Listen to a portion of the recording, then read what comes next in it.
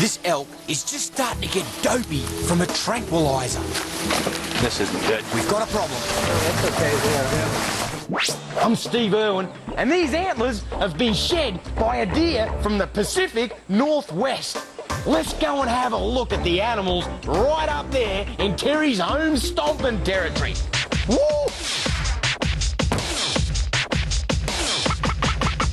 G'day! G'day! Here we go again, adventuring, where the wild, wild, wild creatures hang. We're gonna have a gorgeous, G'day. don't muck with it, very, very dangerous time, my friend.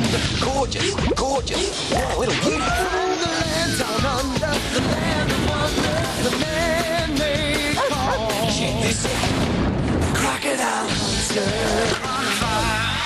Hello, pretty bird.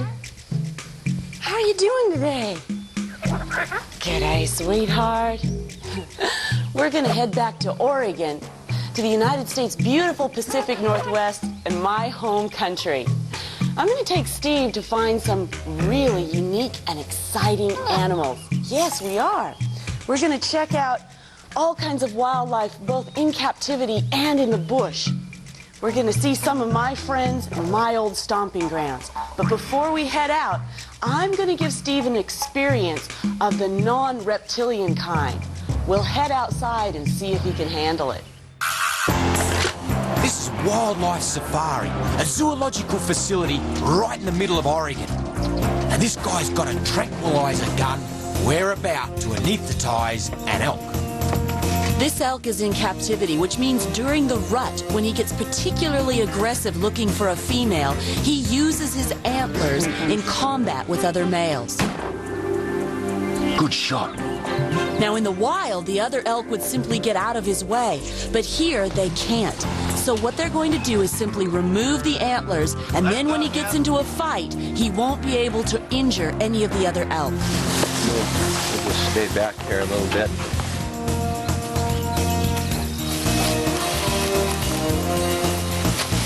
This isn't good. Oh, he's fallen into a gully. This could be a potential problem. He's still really having a battle with the tranquilizer. We gotta move quick. Try and secure him as good as we can.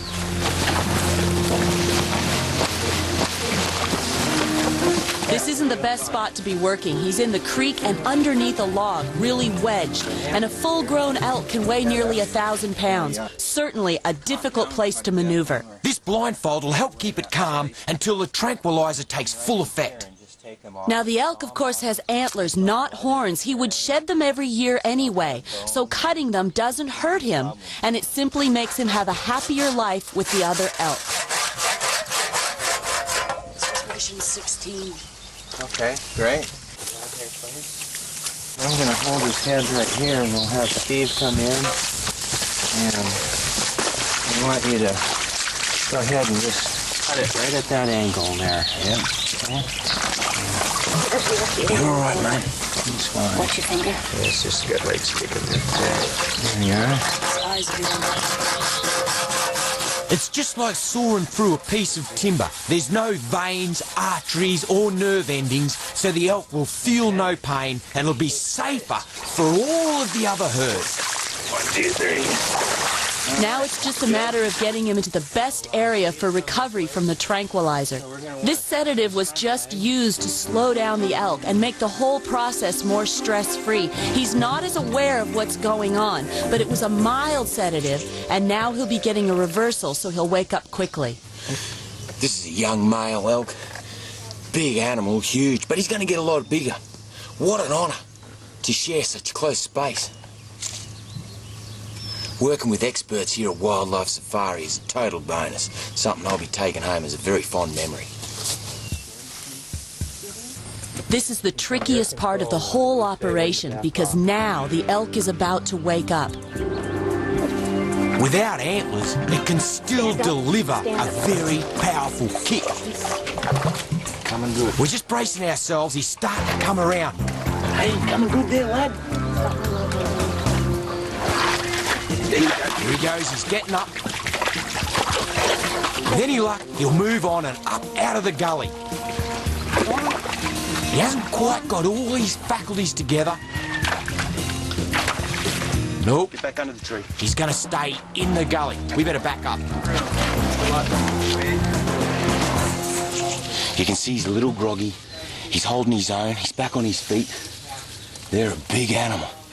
Real big. Just gonna have to back off a bit. Give him a bit of space. Just move back a bit, back a bit. Okay, that's it. You're right. That's great. The elk is not to be underestimated, and right now he's disoriented. He's definitely got Steve cornered. You can see his senses are starting to kick in now. He's starting to come good. Can't come this way, mate.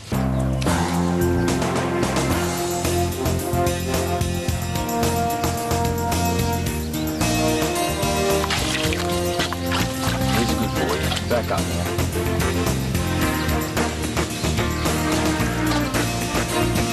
Very powerful animal, not to be underestimated. He's starting to get all his senses together now. Sniffing, becoming really aware of his surroundings.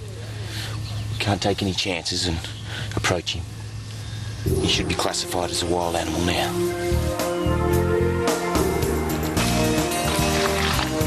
Great. That's great. Okay, so the antlers have been removed. He's not aware of that, and now the danger has been minimised to the other animals, and real happy story. Would you believe the American elk is more correctly known by its Shawnee name, Wapiti, which means white rump? These are Asian buffalo. Notice the way that they huddle up together. They're a real herd animal. You got your Asian buffalo, African, and then of course there's the buffalo in America known as bison. A lot of people are intimidated by these animals, and you can see why. Worldwide, herbivores claim more people than carnivores, so that's kind of ironic.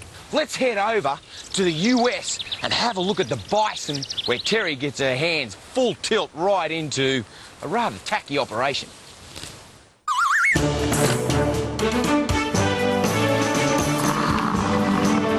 We're back to Wildlife Safari, where they've got a fantastic herd of buffalo. This particular one needs a special operation and some vet checks, so we're going to lend a hand. We're going now. This is one of the biggest bulls in the herd. That was a good shot there, right the bullseye. Okay, we'll go down to the feeder, and if we can just try to keep him out. After being tranquilized, we've got to keep an eye on the rest of the herd because they'll pick on the buffalo once it starts to go down. These bulls are right on him. They're really grumpy. He's starting to lose it.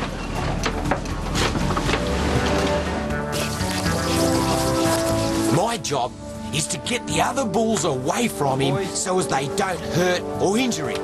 They're quite intimidated by the clap of my hands. Never thought I'd see the day where I was herding up buffalo.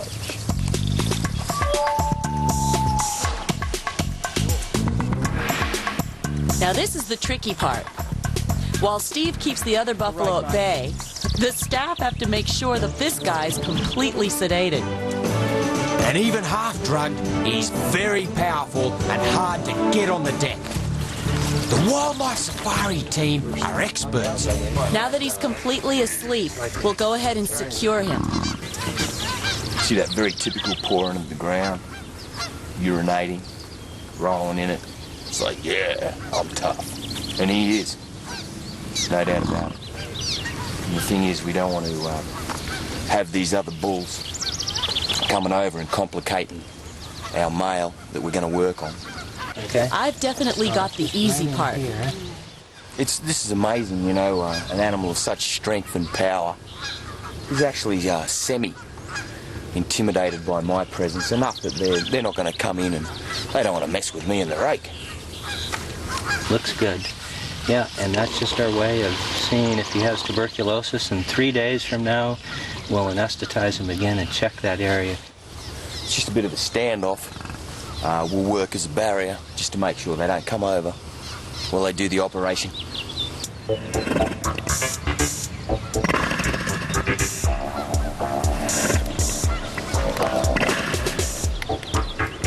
We're completely trusting Steve now. He's got all the big boys at bay while we finish working on this particular buffalo. Apparently their acceleration is something to be seen. From nothing to flat out full tilt.